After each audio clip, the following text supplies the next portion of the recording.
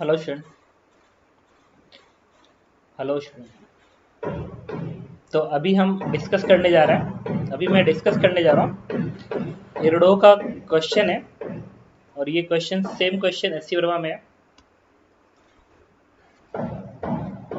तो इसमें एक बार मैं आपको क्वेश्चन रीड करता हूँ। देखिए,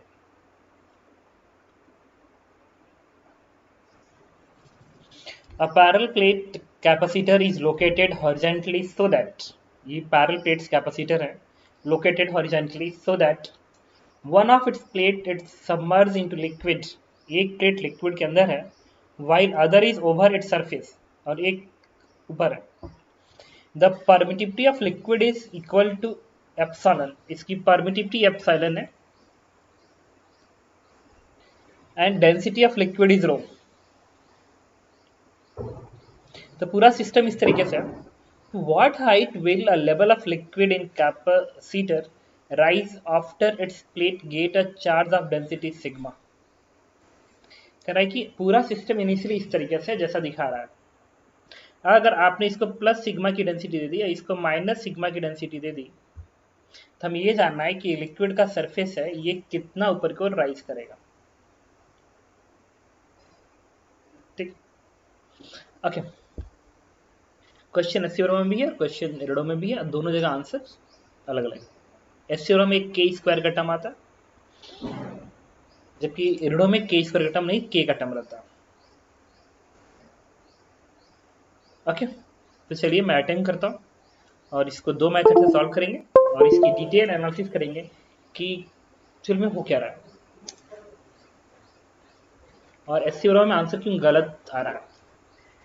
एक इंपॉर्टेंट बिहेवियर डाइलेक्ट्रिक का जो शायद आपको ना पता, इन जनरली कहीं बताया नहीं जाता, बट ऐसा होता है। ये ग्रिफिथ इलेक्ट्रो डायनामिक में है ये कॉन्सेप्ट कि डाइलेक्ट्रिक बिहेवियर कैसा होता है। ठीक, तो ठीक है। मैं इस क्वेश्चन को व्हाइट बोर्ड पे लेके चलता हूँ क्योंकि वहीं पे प्रॉपरली एक्सप्लेन होगा। ये डायग्राम में बना लूंगा, ठीक है। लेकिन रिपीट कर रहा हूँ, ये इनिशियल डायग्राम है। इसी डायग्राम में जब आप चार्ज डालें प्लस सिग्मा और माइनस सिग्मा की तो ये लेयर्स ऊपर की ओर उठे क्योंकि डाइलेक्ट्रिक मीडियम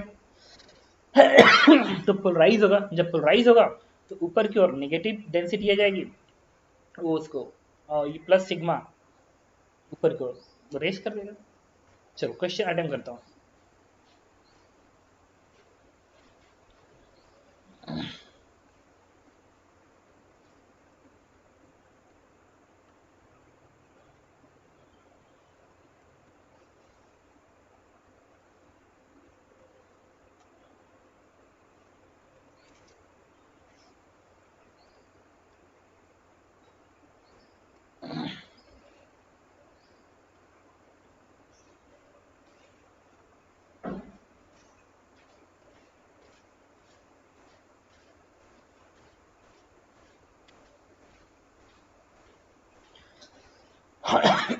चलिए मेथड वन। मेथड वन में इस पे सिग्मा का चार्ज डेंसिटी था। मान लो चार्ज क्यू था, यहाँ का चार्ज क्या होगा माइनस क्यू। और लिक्विड की लेयर ये है जो कि कुछ हाइट तक है। मान लो बीच का जो डिस्टेंस है वो डी है और लिक्विड की लेयर ये एक्स डिस्टेंस तक है इनिशियली जब ये चार्जेस नहीं है। तो लिक्विड की लेयर एक्स डिस्टेंस तक है।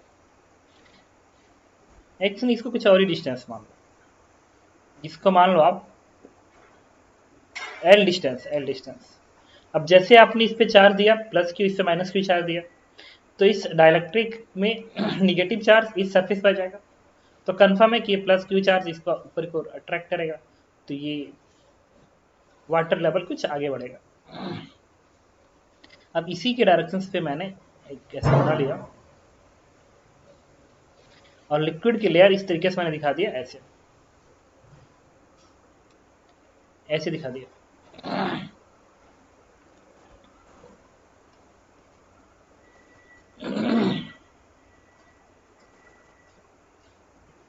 ये लिक्विड की लेयर है,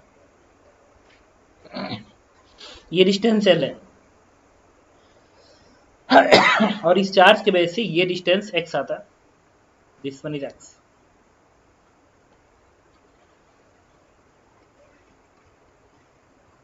अब प्लस q का चार्ज माइनस q का चार्ज, ओके। अब मुझे दिखाना है कि ये जो डिस्टेंस आया ना, ये डिस्टेंस x, ये कितना है, यही हाइट h है जो राइज की है। पता क्या हुआ होगा, इस पे निगेटिव चार्ज आया होगा ना, तो इस पे फोर्स आया होगा, फोर्स। तो उस फोर्स ने इसको ऊपर को खींचा होगा। चलो सोचते हैं कि इस फोर्स की वैल्यू कितनी है, इस फोर्स की वैल्यू कितनी है। अच्छा एक चीज और बताता हूँ तुम्हें, ये जो प्लस क्यू चार्ज है माइनस क्यू चार्ज आया, इसके वजह से जो एक्स डिस्टेंस इंक्रीज किया है, इसके वजह से सिस्टम की पोटेंशियल एनर्जी डिक्रीज की है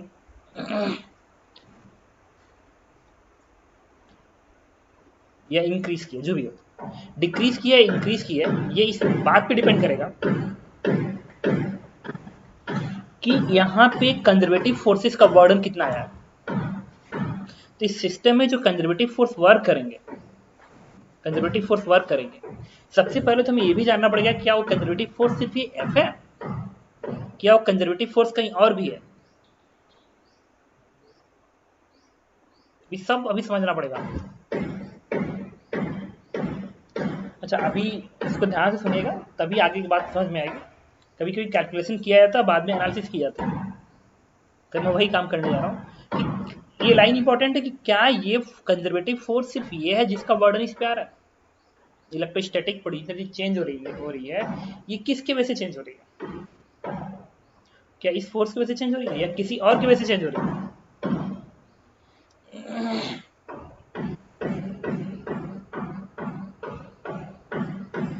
ठीक है, ओके।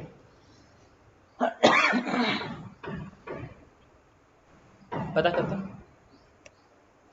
सबसे पहले सिस्टम की एनर्जी पता करेंगे, फिर समझेंगे क्या हो रहा है, लेकिन पहले सिस्टम की एनर्जी पता करते हैं फिर समझते हैं, फिर उस टर्म से मैं आपको रिलेट करूंगा कि जो एस सी वर्मा ने इस पे फोर्स निकालने के लिए कैलकुलेशन किया है।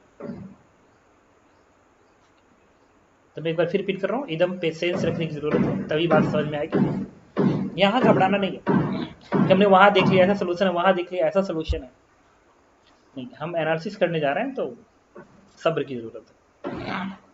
चलो हम बात करते हैं यहाँ पे सिस्टम की एनर्जी कितनी है और सिस्टम की एनर्जी में चेंज हो रहा है वो कितना हो रहा है। तो सिस्टम की एनर्जी की बात करोगे, that is half Q square upon C equivalent. इस सिस्टम का सी इक्विवेलेंट से डिवाइड कर दीजिए, half Q square by C, energy मिल जाएगी। सी इक्विवेलेंट निकालते हैं। अच्छा जो सी इक्विवेलेंट है, अगर ये पूरा डिस्टेंस डी है, ये एल है, ये एक्स है, ये डिस्टेंस क्या आएगा, this is D minus L minus X बनेगा। अच्छा यहाँ पे दो कैपेसिटर हो गए, एक एयर कैपेसिटर एक डाइलेक्ट्रिक कैपेसिटर, दोनों किसमें सीरीज में। तो 1 upon C equivalent is equals to, air capacitor क्या समझेगा, epsilon not A by D, and D is what, this one, D minus L minus X, plus ये किस में आएगा, डाइलेक्ट्रिक है, तो K epsilon not A by, ये distance यहां से लेके यहां तक की दूरी क्या होगी, एल प्लस एक्स। ये रिवर्स करके ऐड करेंगे ना, 1 अपॉन सी इक्विवेलेंट, तो 1 अपॉन सी वन लिखेंगे ना, प्लस 1 अपॉन सी टू, तो 1 अपॉन सी वन करेंगे तो epsilon not A by 1 upon C one, ये सी वन एयर वाला, तो epsilon not A by D, तो epsilon not A by D, D ये दूरी बनेगी, this is D minus L minus X, plus 1 upon C two इसका, that is K epsilon not A by D, D यहां से लेके यहां तक, that is L plus x.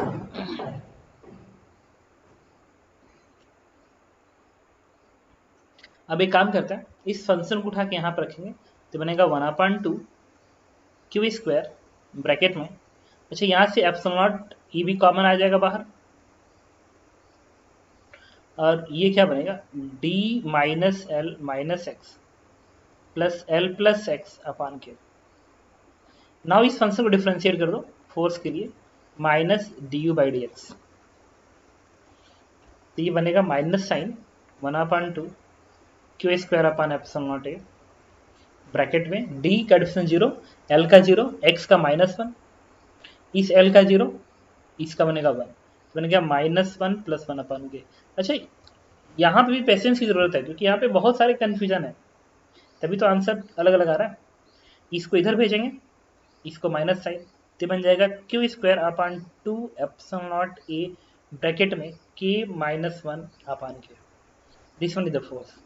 और ये पूरी क्वांटिटी पॉजिटिव आई है एंड दैट इज कांस्टेंट, ये पूरी क्वांटिटी पॉजिटिव आई है जो कि कांस्टेंट है। इसका मतलब कि जो फोर्स ये आ रहा है ना डिफरेंशिएट करके, उसका डायरेक्शन ऊपर की ओर ही होना चाहिए, ये पॉजिटिव आ रही है ना। आप x पे जाके आप ऊपर की ओर x पॉजिटिव मान रहे हैं, तो dx का स्टीप ऊपर की ओर होगा, तो ये वैल्यू पॉजिटिव आना कंफर्म कर रहा है कि फोर्स ऊपर की ओर होगा। अच्छा, इस फोर्स को एक जगह लिख लीजिए, और अब ये तो मैंने एनर्जी से मैं लिखा, इसी पार्ट को मैं चाहता हूं कि इलेक्ट्रिक फील्ड के साथ से लिखना, और समझना चाहता हूं कि क्या मिस्टेक हो रहा है। ये तो सही है, ये तो कांस्टेंट फोर्स आ रहा है जो इस सिस्टम की पोटेंशियल चेंज कर रहा है।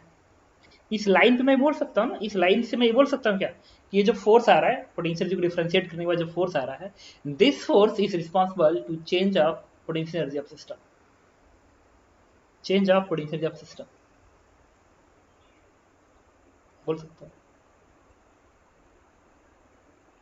This force is responsible to change potential energy of system. कोई गलती? अरे कैसी गलती हो सकती है?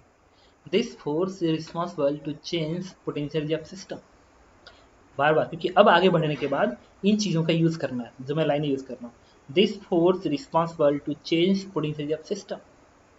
ओके, अब इलेक्ट्रिक फील्ड के उस टर्म से मैं इसको इक्वेट करता हूँ, देखते रहिए। अगर मैं ऐसे दिखाऊं कि प्लस क्यू चार्ज है और यहां तक डाइलेक्ट्रिक है, यहां तक डाइलेक्ट्रिक है, और ये डिस्टेंस है एल प्लस एक्स, तो यहां पे जो चार्ज इंड्यूस होगा उस चार्ज इंड्यूस की वैल्यू होगी माइनस क्यू ब्रैकेट में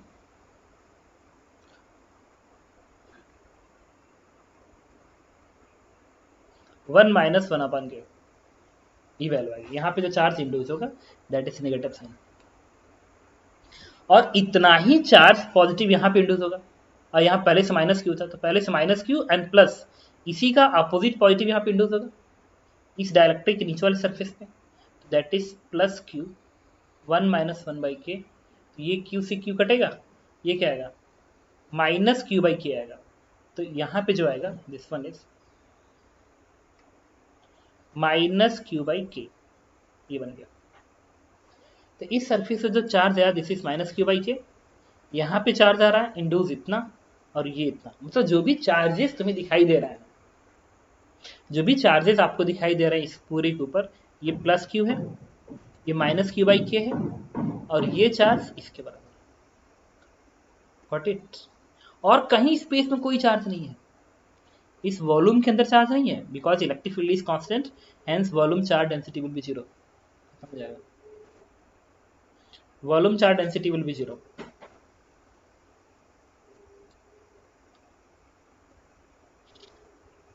ठीक है, तो जो भी इस पूरे स्पेस में चार्जेस दिखेंगे वो चार्जेस क्या होंगे, ये चार्ज होगा, यहाँ का नेट चार्ज होगा, और यहाँ का चार्ज होगा।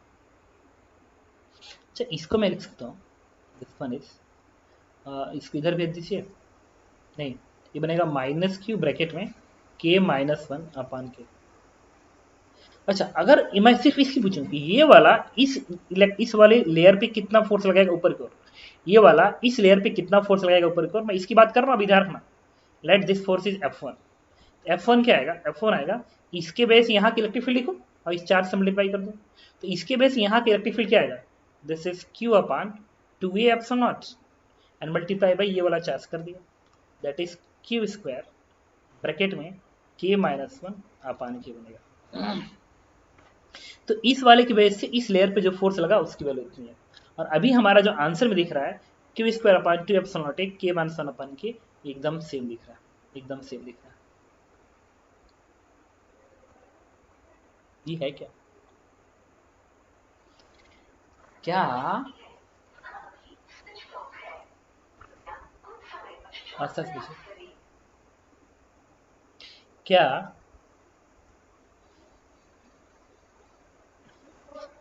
ओके अब ये फोर्स तो उसी के बराबर आ गया, देखो ये इक्वेट हो गया, ये इक्वेट हो गया। तो क्या इस लेयर पे सिर्फ यही फोर्स लगा रहा है क्या? ये निगेटिव चार्ज इसको रिपल्सन नहीं देगा? देना चाहिए। एस सी वर्मा सर ने यही किया है कि इसका फोर्स इस पे दिखाया है, इसका भी इस पे दिखाया है और रिजल्टेंट निकाल दिया। तो और ये जो फंक्शन ये बता रहा है, ये फोर्स का फंक्शन ये बता रहा है एनर्जी डिफरेंशिएशन का, कि इस पूरे सिस्टम की जो पोटेंशियल एनर्जी है वो चेंज सिर्फ इस फोर्स की वजह से हो रहा है। और ये सत्य है, इसमें 1% की गलती नहीं। इस सिस्टम की पोटेंशियल एनर्जी सिर्फ इस फोर्स की वजह से चेंज हो रहा है, ये सत्य है। और ये फोर्स यहीं पे आ रहा है। फिर हो क्या रहा है एक्चुअली, ये हो क्या रहा है?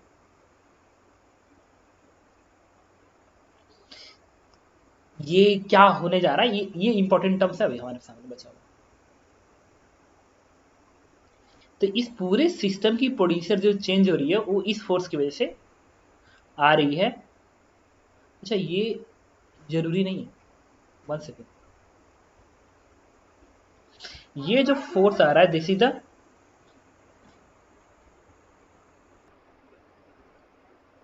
ओके अगेन मैं रिपीट कर रहा हूं कि this force is net resultant, underline resultant, this force is net resultant force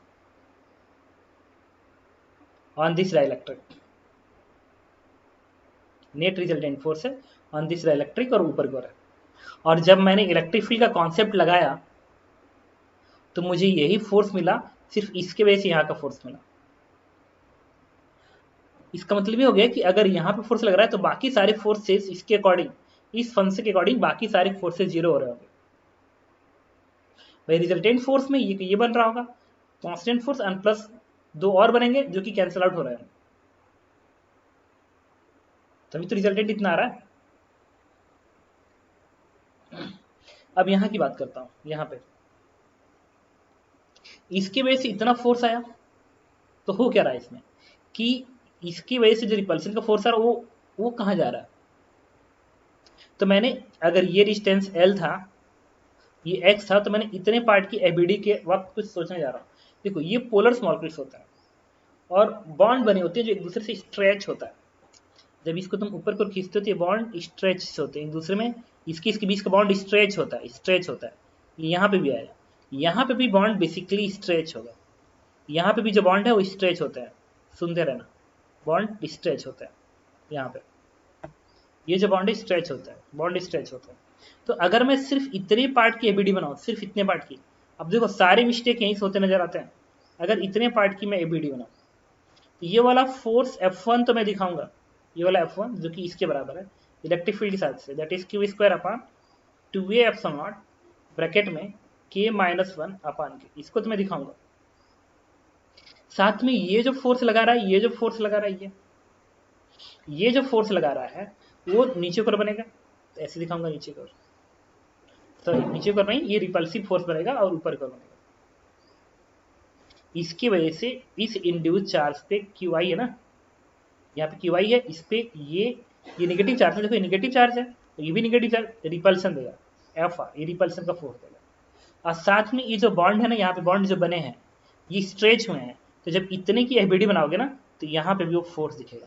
let's this force is F S, stretch force. अब इतने पार्ट की जो पोटेंशियल चेंज हो रही है, इतना ही की तो चेंज हुई है ना पोटेंशियल, ये तो ओरिजिनल डायग्राम में ये तो था ही, एल लेंथ ओरिजिनल डायग्राम में था ही, देखो ये लेंथ तो था ही, पोटेंशियल चेंज सिर्फ इसमें हुई है, ये वाला जो पार्ट है ना इसी पोटेंशियल का चेंज हुआ है, कि बाकी का तो पोटेंशियल इसका पोटेंशियल इसका मैच करेगा, ठीक है, इस एयर गैप का ऊपर के एयर गैप से मैच करेगा, पोटेंशियल चेंज सिर्फ इस पार्ट से हुई। तो इस पार्ट की पोटेंशियल चेंज एक्चुअल में किन किन फोर्स से हुआ होगा, इससे भी होगा, इसका भी वर्ड नहीं होगा, रिपल्सिव फोर्स जो इससे इस पे लगाया है इसके वजह से भी होगा क्योंकि भी कंजर्वेटिव फोर्स है, और ये जो बॉन्ड स्ट्रेच हो रहा है ना, यहाँ पे बॉन्ड स्ट्रेच हो रहा है ये भी कंजर्वेटिव फोर्सेज है, तो इसमें होंगे। ये हर बॉन्ड एक दूसरे से ऐसे बॉन्ड बनाया होगा, तो इसमें इसकी स्ट्रेच के अंदर भी एनर्जी आएगी। और चूंकि डिफ्रेंशिएट करने के बाद नेट फोर्स इतना आ रहा है, नेट फोर्स इतना आ रहा है, ये तभी पॉसिबल है जब ये इसको बैलेंस कर लेगा। इसका मतलब जितना ये रिपल्सिव फोर्स इस लेयर पे ऊपर को दे रहा होगा, उतना ही ये बॉन्ड नीचे को फोर्स देगा, कैंसिल करेगा, ताकि नेट फोर्स की वैल्यू इस पे रुक जाए। और जब इतने पार्ट की वीडियो बनाओगे तो इसका mg किधर दिखाओगे, नीचे को दिखाओगे। और mg क्या होगा, mg होगा क्रॉस सेक्शन एरिया, इसका ए होता है, let's this is cross section area is A, और this distance is and this height is h, ये डिस्टेंस h है ना, या x है जितना ऊपर गया, इसी x को h मान लिया। तो ये वेट क्या होगा, a into H volume into density is mass, अब मास इंटू g। अब net force will be balance, तो this force is balance by this, तो q square upon 2a epsilon not bracket में k minus 1 upon k and this is equals to a h rho g। बस simplify कर दीजिए, आपको answer मिल जाएगा। Okay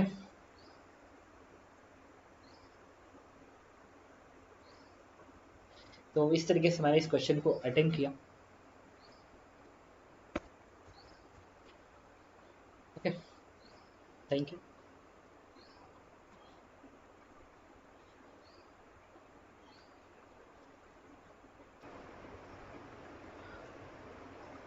okay अब हम लोग बात कर रहे थे सेकेंड अप्रोच की। एक बार हम सेकेंड अप्रोच पे चलते हैं इस क्वेश्चन के। सेकेंड अप्रोच में आते हैं। मुझे ये बताइए, अब इस जो स्ट्रिप ऊपर को उठा हुआ है ना, ये जो स्ट्रिप ऊपर को उठा हुआ है, इसको आपको एक बार फिर सही से समझना पड़ेगा।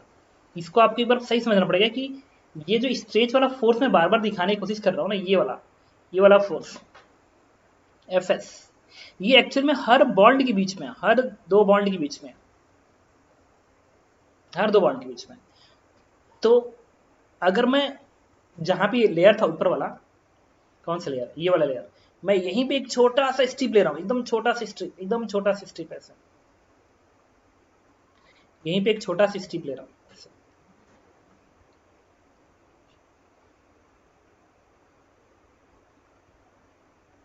ले रहा हूं, तो छोटे सी स्ट्रिप पे अगर छोटा सा स्ट्रिप ले लो, तो यहां भी बॉन्ड है, तो ये जो है वो तो रिपल्सन फोर्स का था, और ये जो था स्ट्रेच फोर्स का था।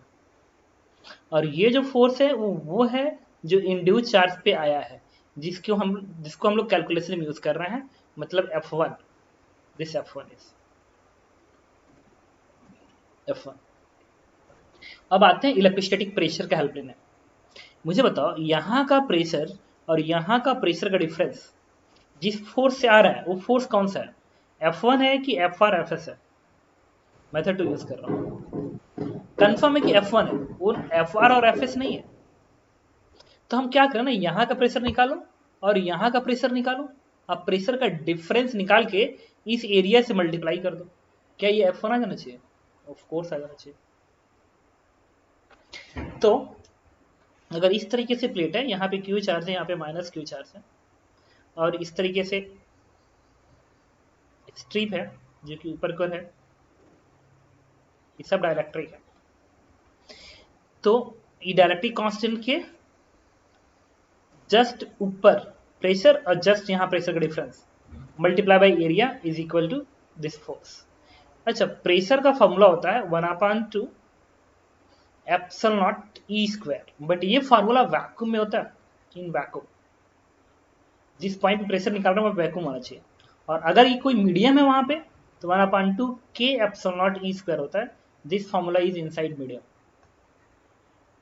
बेसिकली आप एप्सिलॉन नॉट को रिप्लेस कर देते हो k एप्सिलॉन नॉट से, मतलब एप्सिलॉन से रिप्लेस करते हो।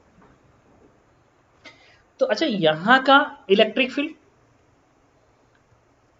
E1 है, तो यहाँ का इलेक्ट्रिक फील्ड क्या होगा, E/K।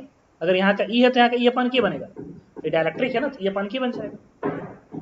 यहाँ का इलेक्ट्रिक फील्ड E/K और यहाँ का इलेक्ट्रिक फील्ड E, तो दोनों जगह का प्रेशर का डिफरेंस लिखना बाकी है। तो जो प्रेशर का डिफरेंस आएगा इस फॉर्मूले को सब्ट्रैक्ट करूंगा, ये वैक्यूम का और ये वैक्यूम का है और ये किसका है, डाइलेक्ट्रिक का। तो ये वैक्यूम मतलब यहाँ पे इलेक्ट्रिक फील्ड्स से और यहाँ का इलेक्ट्रिक फील्ड इससे लिखेंगे, बट ई की जगह पे ई अपान के लिख के स्क्वायरिंग कर देंगे।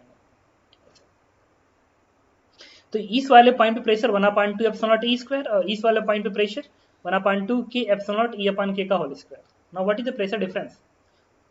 प्रेशर डिफरेंस आप इसमें से घटा दीजिए, बन गया 1/2 epsilon naught E square minus 1/2। अच्छा ये के स्क्वायर को ये के कैंसिल कर देगा तो एक के बचेगा, this is epsilon naught E square upon के। ठीक है, तो यहां से आप कॉमन निकाल लीजिए 1/2 epsilon naught E square 1 minus 1/k. This is the pressure difference. Then what is the force? F1. This force F1 is multiply by area. ये वाला एरिया मल्टीप्लाई कर दो और यही अब एक और बात 1/2 ये बनेगा एप्सिलॉन नॉट ए और इलेक्ट्रिक फील्ड, ये इलेक्ट्रिक फील्ड वैक्यूम का है ना, तो वैक्यूम का इलेक्ट्रिक फील्ड क्या होगा इस क्यू और इस माइनस क्यू की वजह से, that is Q upon A epsilon not का होल स्क्वायर और इधर भेज दीजिए दैट इज के माइनस 1/k। तो आप देख सकते हैं यही फोर्स बेसिकली आपने यहाँ भी लिखा है, यही तो है, यही फोर्स है। कैलकुलेट कर लो, एप्सिलॉन नॉट से का एप्सिलॉन नॉट कटेगा, एक से ये कटेगा, बन जाएगा वही formula. This F is 1/2 Q square upon epsilon not A bracket में के माइनस 1/k। आ गया सेम, मतलब हर चीज एक्सप्लेन्ड है यहाँ तक कि फोर्स की वजह से क्या हो रहा है।